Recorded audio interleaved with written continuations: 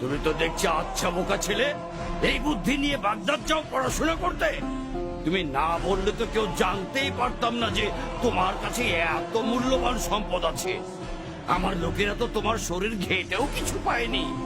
তুমি ইচ্ছে করলেই আমাদেরকে ধোকা দিতে পারতে, তাতে তোমার এই সম্পদগুলো তোমারই থাকতো। কিন্তু সেটা না করে গোপন জিনিসটি প্রকাশ করলে কেন? কারণ আমি আল্লাহকে ভয় করি, সেই সাথে আমার আম্মার উপদেশ যেন কখনো মিথ্যা না বলি। বিপদে পড়লে যেন আল্লাহরই আশ্রয় চাই, মিথ্যার নয়। কি বললে তুমি? আমার উপদেশ বিপদও মিথ্যে বলা যাবে না?